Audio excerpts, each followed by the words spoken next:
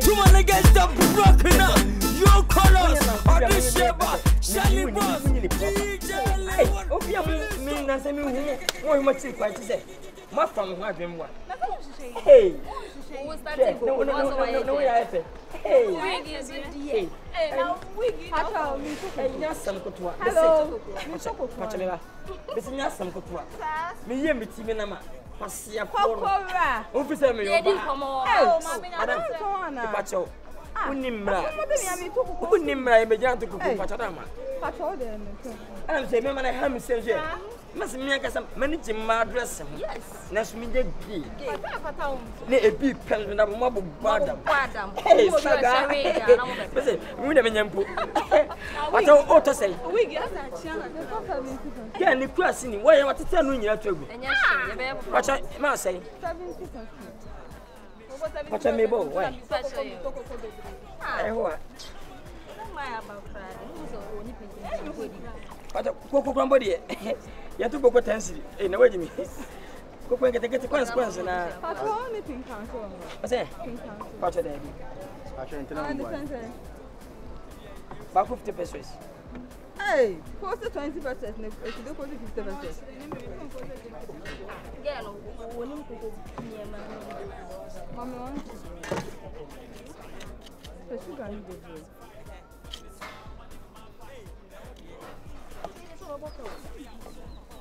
So.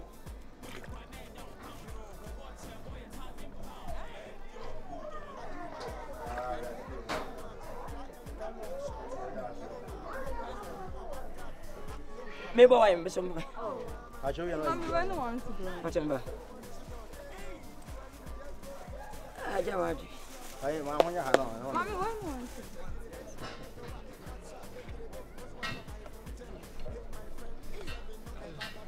The party and O passe.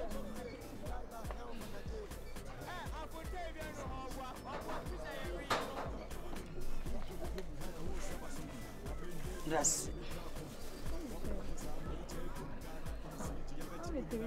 Macho me de ma onya batra madam. Eh. Pacho. But they tell you some of the mama. Mr. Zumu wa de am sia pacho. I'm Am so mu wa de a. Ewa me pen kwasene mu me ka kire o. Me pen kwasene ma. Wo yo ba pa ka ye bidi. O ban ka ye bidi. Kwasini.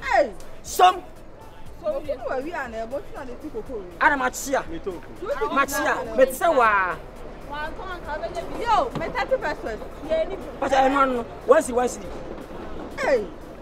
Kwasene ma. O peko kwato. O ka o beti me bi no. Me se akoma me ka hwe u jimi.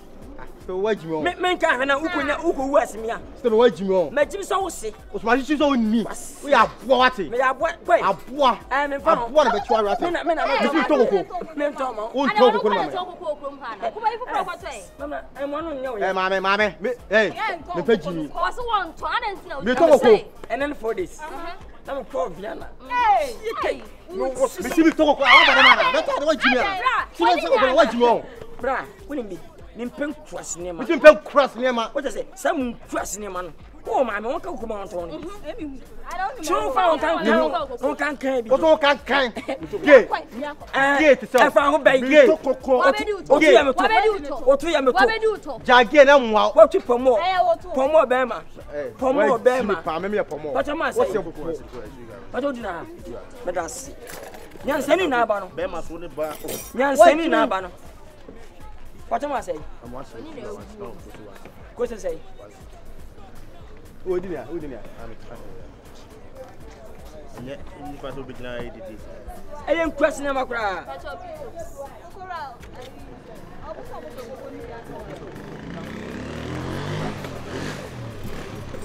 What you to say? What to say? And say, see, Baba Jawai. But you would do me okay, only time out tempo. Coco and Yaban. Oba kwedi banku. We are by a cardio. Shishi na banku ba.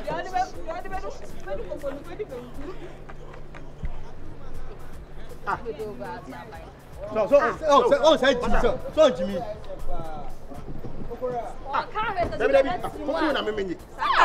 Me to ko wase no, wo no set tuma aka. E pa chance man kan hwa na sadu ma be dai, wuni na wu ma ndai.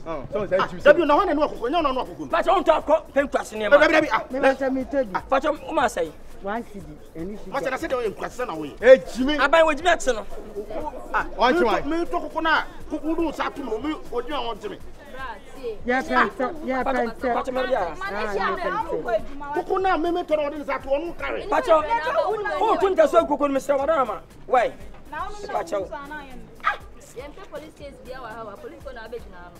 We tell you ako. Yes, I can't go. Me ko di koko. Eh, police mo di koko. Ah, e di pa. Ada na ba de won yen sa. Ana fa san nom. so ani na ha. Wo di na ma ka me say bo ma ka hwe. Eh, pacho. Wunti ma men kan hwe akofie. Ko ka biton. Na no se de o yin nkwase. Unto. Ni jo nim nyansa. Wuna anim nyansa. Ha? Unto nim nyansa. Wuna anim nyansa. Ah, any throw down in kuna na. Jimi sam so on toma me. Me so come de me. Mama ko se kura pacho. Ye. Oh, no one finds out your mama. Pacho fashim. Wunti mi a wo to ja to. From sister mommy, ya ntem. So me ko. Me nye tonte sin sister on sidi. Mini, we sister. I ento.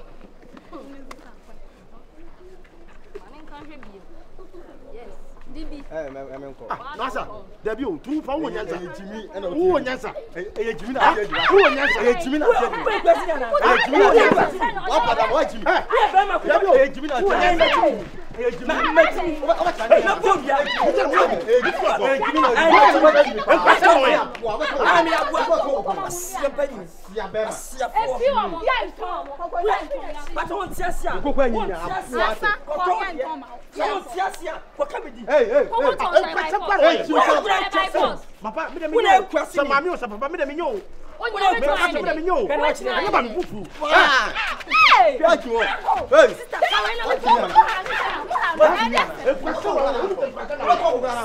What you the question no e?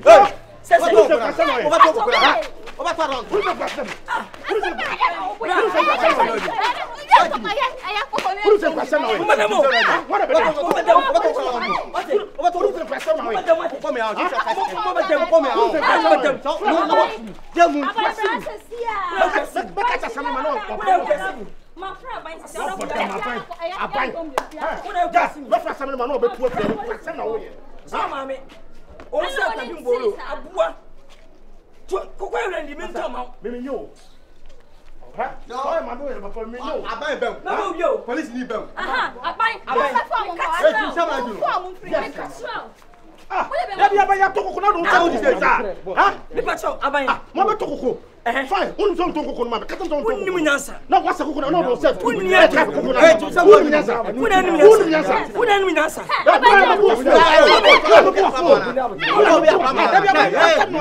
Jimi sama ju no. No se site yale ba. E check ko mo fa yale ko fie. E kwa se mo ye no. Ya ba yo de o fi na. Sami Me to do sa ba. Me to do mi se no. Me to ko so to ko ma. Eh, kan da so ni jama. Masa abotre. Aban fo mo ko wati. ayen kwase na oye no What? ne ntom Why let you pan aban? ne ntom me Why let you aban? Why let you aban? me na me dia ne ntom Ya kokko. E bia ntom ma. Now the chef. Me na pan so pan ma. Who you na se be o be ka me ni. ele sa me fa ho Ya sini. o sa ba o to me sa kawe Ukoko anyinya. Enti na wo. aka bedi Se na ka ba be. Woni na wu. wa ren sa tro Wa fu a se so ba tai. wa ren sa tro Wa fu a se se de onyom nhire. he ga ye Na se mo abai bibi me ton ade se be na bi se hu me sama no man ka hwe na ko wu a mo ma timi to to me sa ba ka hwe pa to bi me ka hwe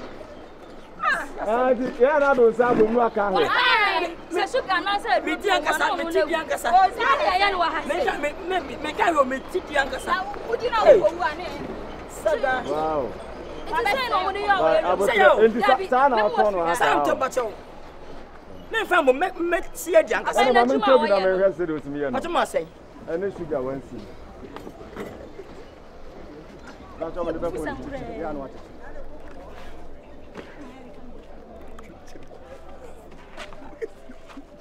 so waka we na hwe wo munia e ka me na munia No just so. E be dey for mo na.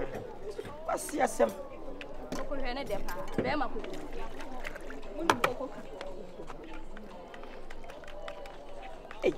Man ka hwe na se ko wu a.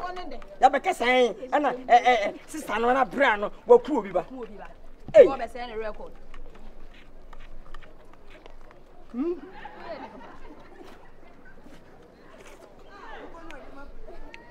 Momra na we dey me share anti ase ye. Na koko na wo dey atre na sakran ka okay na sa de won sa nyina sa so mi. Fa momra. Dia ye dey o se do ko office. What did they go for? Ya fa nko na Na dia. na swaz to kokodi. Dabi. Eh na. Dabi.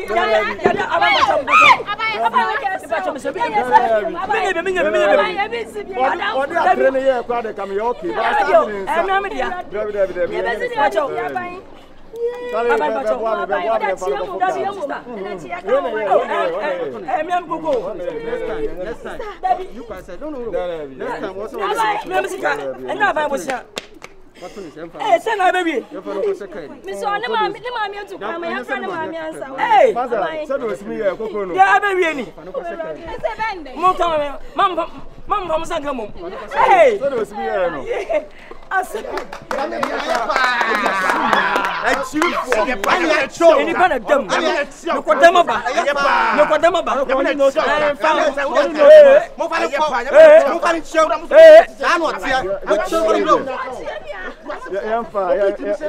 Sama saba.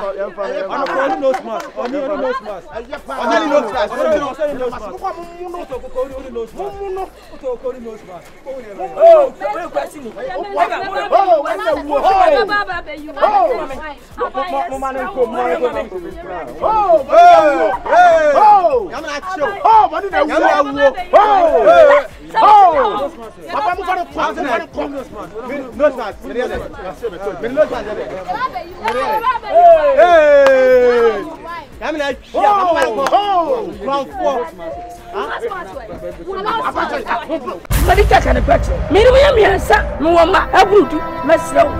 Some practice, and Mamma doesn't.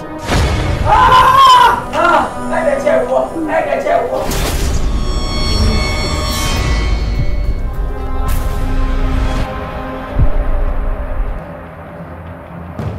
You go Fatimu, Ukunu, Wanimu. For last 15 years, walk off from Saka, who said, I want it. And Mammy and Sa, I don't talk with the baby.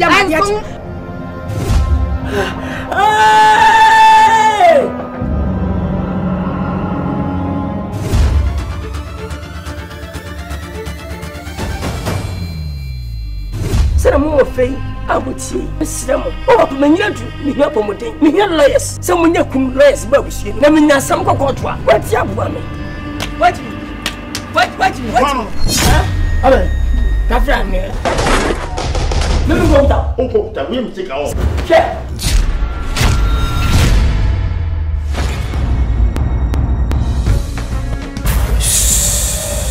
I don't talk much. I just show action. What did you do? What did you do?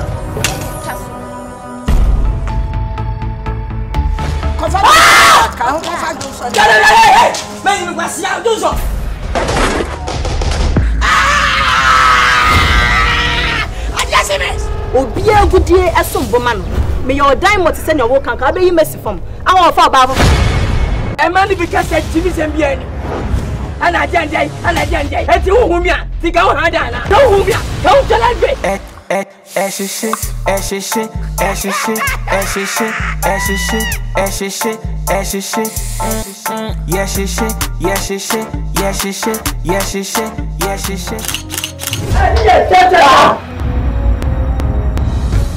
ya wani ni kwa kwa brother da temu yeah di moja foneso di moja me ma kwa swai e mo bura bu shem na ma kama yi mo ma san se la ba bele mi tim cha ni ataka ni am wo da sum na ma ka so ma na ma bele mi si fere wo dia wo ya zam mi fie o wa da okure mami o ma dia okure mami dia sam ba papa wakofuru a enya me gesu wo tell them ka chiro no yaro kofie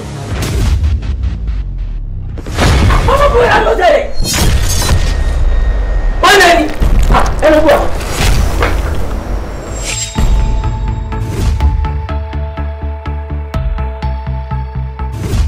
Shimama, Shimama, Shimama, Shimama Australia, Shimama Africa, Shimama Jamaica, Wasia, Australia,